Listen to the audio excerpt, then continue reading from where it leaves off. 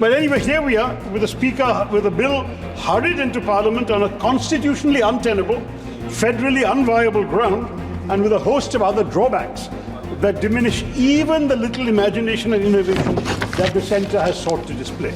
By disasters. But we need, sir, we as MPs from Kerala understand this very well. Yet far from strengthening and making effective our crisis management mechanisms, and far from bringing, as the Minister has just promised, more clarity and convergence to our prevailing disaster management instruments and institutions, it actually exacerbates the problem. The net result is a greater centralization of the Disaster Management Act 2005 and a top-down approach that will create a chain of command so complicated and heavy that it may collapse under its own weight before even mitigating, much less preventing, any horrific disaster like the landslides in Wayanad.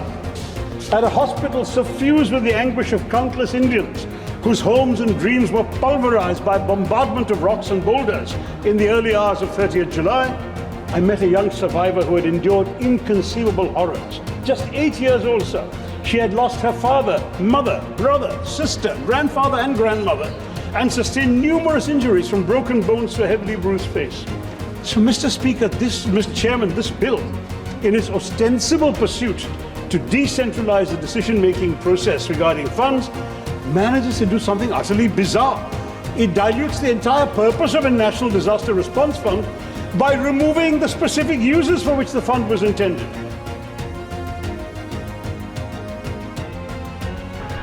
Honourable members, it's an important amendment bill regarding Apada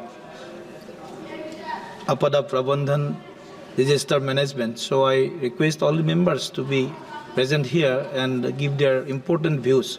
So I request Shashi Tharoor to initiate the process. Thank you very much, Mr. Chairman. I rise today in opposition to the Disaster Management Amendment Bill 2024, moved by the Honourable Minister, because it is a disaster. So I'd like to elucidate our perspective on the legislation we had great expectations of, but which appears to have been taken out of the oven half-baked and rushed into this hallowed chamber, clamouring to be passed.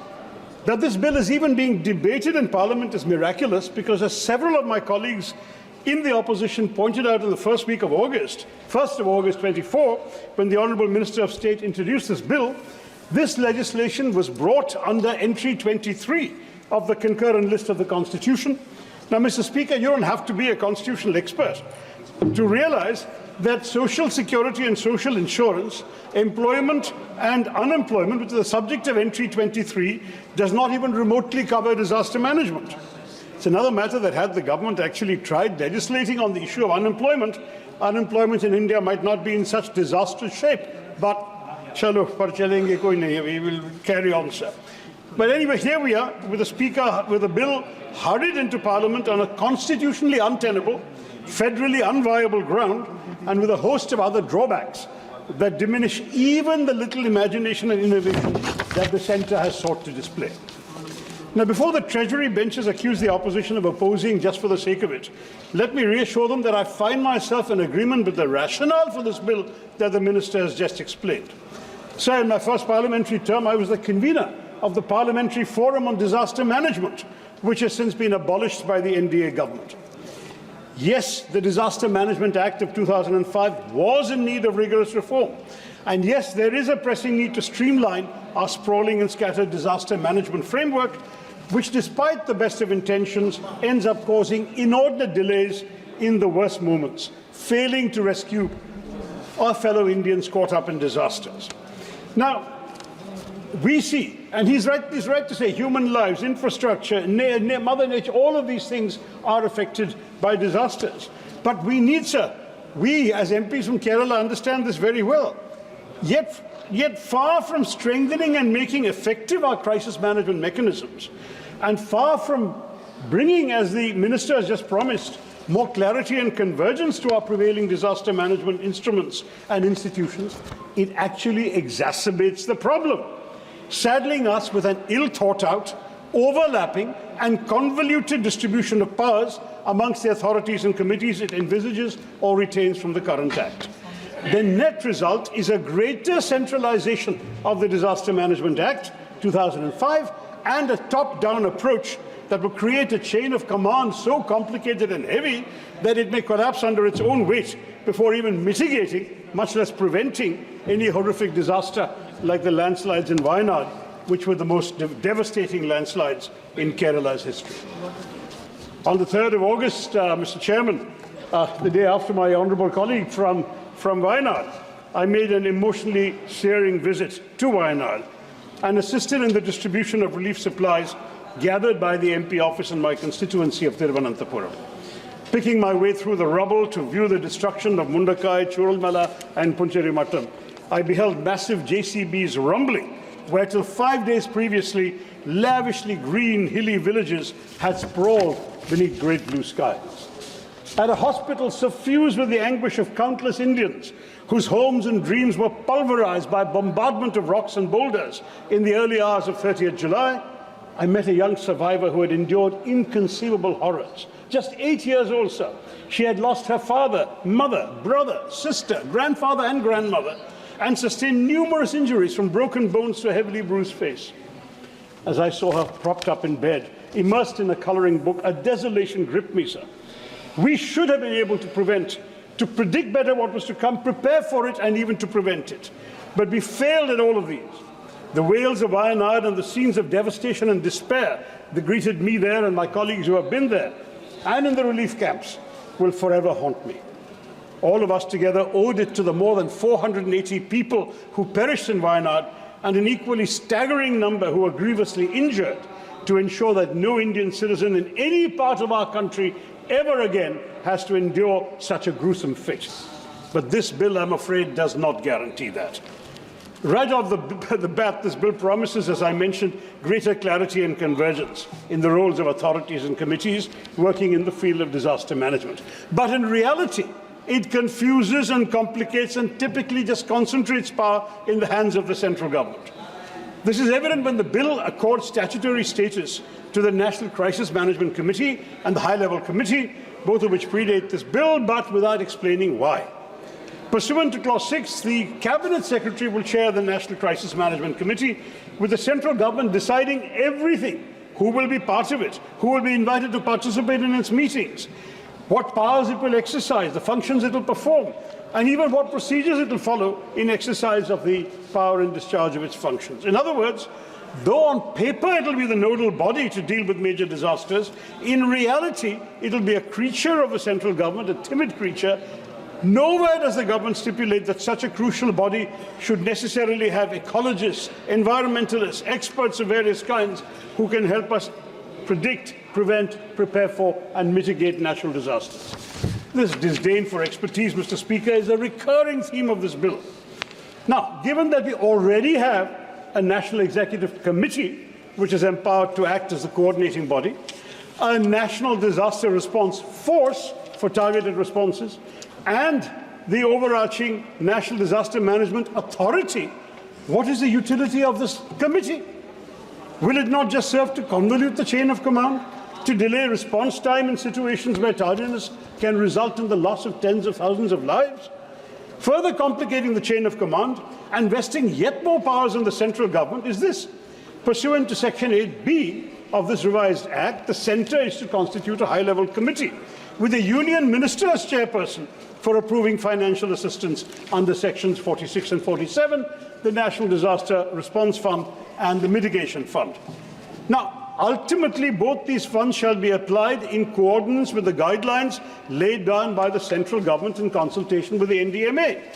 So there's no autonomy to this high-level committee. So once again, the question arises, what exactly shall be the powers of the statutory body? This bill, Mr. Chairman, institutionalizes inadequacies and inefficiencies, especially at the central government level, whereas pre-existing bodies with functions not clearly demarcated, overlapping with those of other institutions, have been given statutory recognition. The National Disaster Management Authority, the national linchpin of this Act, remains enslaved to the Ministry of Home Affairs and has no administrative or financial powers of its own, having to route even its minutest decisions through the Home Ministry. A needlessly arduous and time-consuming process. It's also been reported in the media that the NDMA is massively understaffed. I was hoping the minister would address that in his reply, at least if he's not done so in his introduction. The buck has to stop somewhere, Mr. Chair. And for better coordination of disaster management and mitigation efforts, the NDMA should have been it. They should have been upgraded to a department of the Government of India, even if not to a ministry, but it remains subordinate to the Home Ministry. Even the question of its leadership has not been satisfactorily addressed. It's officially chaired by the Prime Minister. It's normally overseen by a Vice Chairperson, who has the rank of a Cabinet Minister. But bafflingly, Clause 3 of this bill says any member of the NDMA is authorized to perform the day-to-day functions of the authority, forgetting that the political heft of a ministerial rank is vital for dealing with states and other ministries and departments of the Union. So, Mr. Chairman, this bill, in its ostensible pursuit to decentralize the decision-making process regarding funds, manages to do something utterly bizarre. It dilutes the entire purpose of a National Disaster Response Fund by removing the specific uses for which the fund was intended. One of the most pressing criticisms of the old Act was the excessive centralization of fund allocation. Many of our states have complained about this, especially when disasters are categorized as severe. The debilitating human cost of such a disaster demands from the centre a sense of urgency, completely absent in the proposed framework. That the centre is bereft of the sense of urgency, let alone of any compassion. It has proved very often, especially when disaster relief funds from the NDRF were casually denied to Tamil Nadu and only disbursed to Karnataka after an inordinate delay. In 2023, when Tamil Nadu and Karnataka found themselves on the brink of catastrophe, they were compelled to move the Supreme Court to access the much-needed NDRF funds. Funds they had a claim to.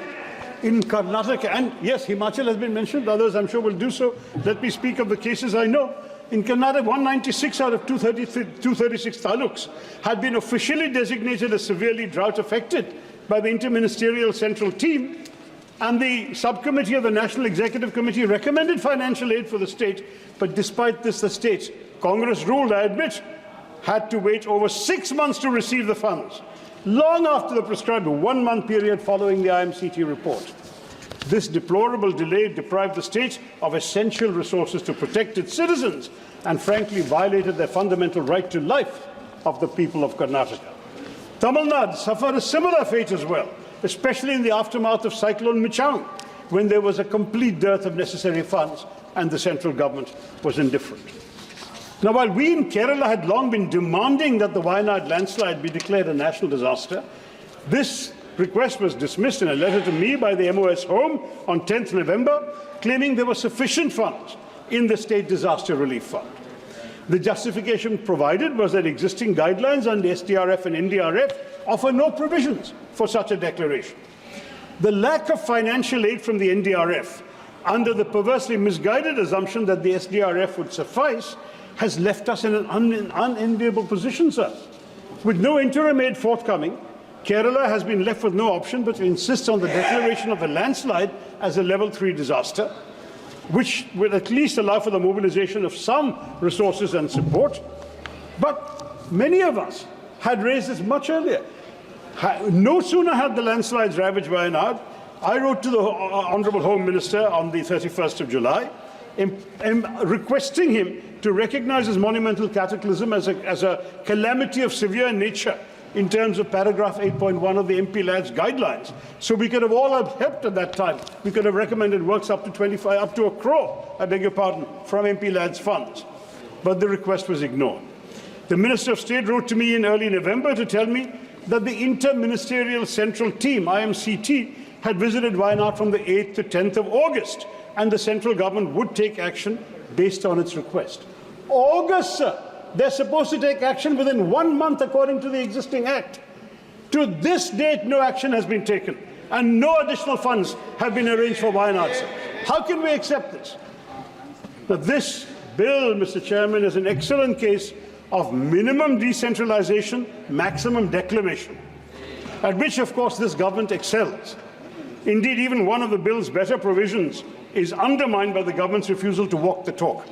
I refer to the creation of separate urban disaster management authorities in state capitals and cities with municipal corporations, except Delhi and Chandigarh.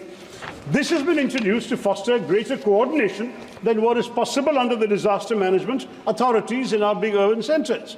But even while it takes a step which otherwise I would have applauded, the centre fails to provide for any necessary financial devolution, without which this measure will be toothless, sir.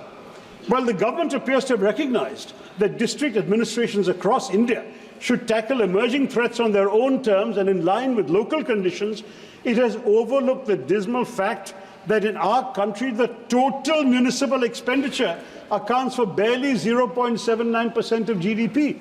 Paise kahan hai? Given that this bill focuses on disaster risk reduction rather than post-disaster management, it's crucial that the government realize that urban local bodies need to be financially empowered, as in other countries, to amass resources to institute, equip and run urban disaster management authorities and discharge their risk reduction obligations to the letter. For risk reduction activities to be conducted at the local level, the creation of infrastructure that bolsters the vitality and vigor of urban local bodies is vital. But this bill is silent on the issue, offering no real resources to revitalize India's urban local bodies. Now, this creation of these bodies could have been a good step towards sustainable urban spaces, but it will be useless without effective devolution of finances and authority, Mr. Minister. This needs to be amended, this half-baked provision. Another damaging aspect of this bill: it seeks to weaken the National Executive Committee and the state executive committees, staffed to the level of secretaries to the governments of India and the states, which are supposed to formulate national level and state level disaster management plans. If this bill passes, the NDMA and the SDMAs will instead assume this power. At the same time, these committees will remain the coordinating bodies for relief, rehabilitation and reconstruction during and after natural disasters, saddling them in effect with the responsibility for exercising disaster management plans that they did not formulate. So you've got to execute something that you did not actually come up with.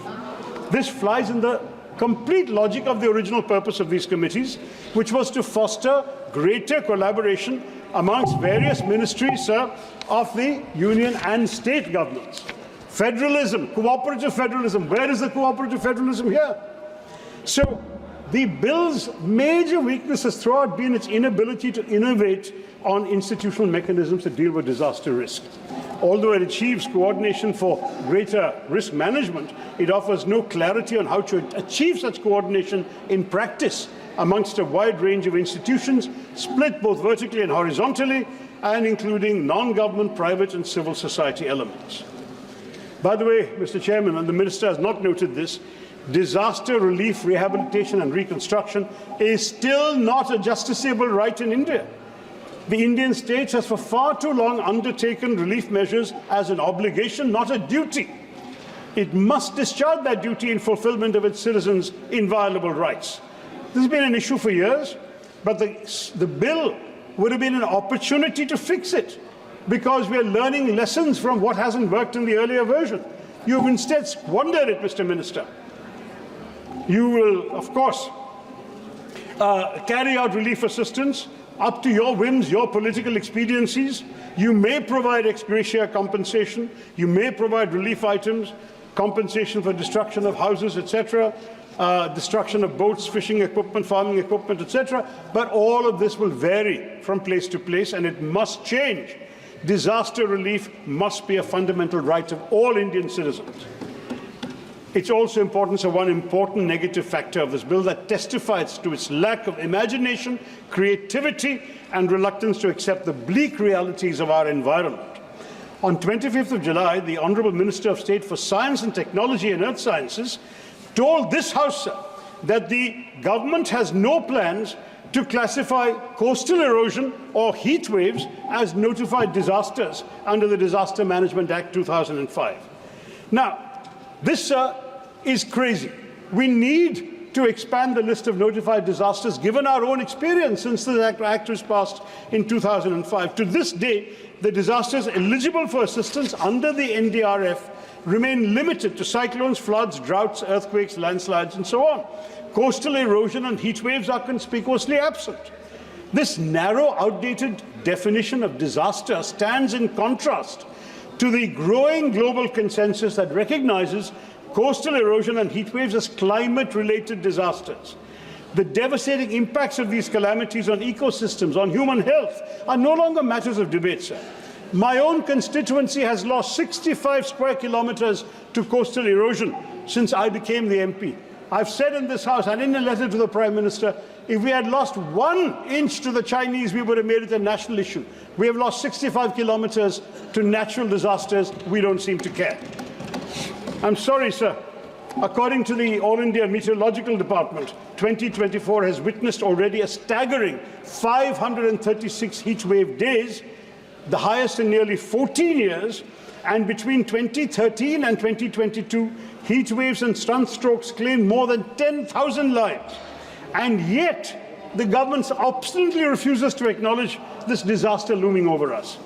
The Disaster Management Act was passed over 19 years ago. It might not have anticipated that climate change would get so bad and that coastal erosion and heat waves would transmogrify into such a formidable challenge in the future. But why not this bill? If this bill has learned any lessons in the last 19 years, they should show them here. Why could it not devise a mechanism to grapple with this burgeoning crisis? Though the Disaster Management Act's definition of a disaster is actually broad enough to encompass climate-induced events, its statutory list remains static and unimaginative. It obstinately ignores the realities that our citizens are enduring, sir. This is a dangerous oversight, as the impacts of such events, widespread loss of life, destruction of livelihoods, are no less severe than the devastation wrought by floods or earthquakes. In failing to adapt, we risk exposure to avoidable calamities. The government demonstrates its indifference to the plight of those numerous Indians who perished because of heat stroke or lost their homes and livelihoods to coastal erosion. Therefore, the NDMA needs to enhance its capacity to prevent climate change from becoming disasters, such as unprecedented landslides in Wayanad's case, heat waves and storms. Let's not forget, sir, that amongst the primary contributors to the Wayanad calamity were a host of issues, not just excessive rainfall, as the Home Minister mentioned. These were widespread deforestation, with 62% of Wayanad's forests having disappeared since 1950, ceaseless soil erosion, made more relentless by rainwater seeping into loose topsoil, which reduces soil cohesion and contributes to landslides, and soil piping, the formation of underground tunnels because of subsurface soil erosion. I won't go on, sir, but the fact I want to say very simply is that climate change is worsening the situation, especially with more flash floods and landslips being triggered by merciless, ruthless monsoons. With the warming of the Arabian Sea creating deep cloud systems which result in brief spells of ruthlessly intense rainfall, Kerala will be yet more vulnerable to landslides. We must take stock of these facts, uncomfortable though they may be, and seek to confront them head on, Mr. Chair. Sir. Thank you. Sir, I will wrap up. I just need 2 minutes for one last point, sir. We wanted this bill. We wanted it to be imaginative and innovative, but we have seen none of that. We have not seen financial administrative preparedness. Instead, it is just a testament of the government's insistence to rush it through Parliament. But let me ask the Honourable Minister in all earnestness, what good will bulldozing this bill through Parliament do if it cannot prevent another Wayanad? Where are the provisions for disaster prevention, like landslide mapping, coastal protection measures? It will not do India and Indians any good merely to create a framework that does not actually devolve any powers upon the states, upon local urban bodies, upon self-government units in our country. Thank you, Shashi What is needed, Tharoor. sir? 1 minute. Stricter streamlining of a scattered policy framework that has far too many authorities and bureaucratic muddles, an end to the concentration of powers in the centre's hands, a genuine attempt to learn from our failures at navigating past disasters and keep up with the challenging realities of climate change. A revised bill should allow for expertise, independent of committees, streamline and clarify the role of the bodies. Next speaker, Sri Trivendra Singh Rawat ji. Given, Please conclude. It should also give MPs a right to be heard. 1 second. I'm just finishing. Please complete. It should make disaster relief a legal right, revive the parliamentary forum on disaster management to give the MPs' views a chance to be heard. Okay. And this bill does not have any of these qualities. Therefore, it must be returned to the drawing board, and I urge the minister to withdraw the bill. Thank you very much, Sanjay. Stay ahead with our cutting-edge news app. Instantly access the latest shorts in just 1 minute and breaking news in just 50 words. Download now for a smarter, faster news experience.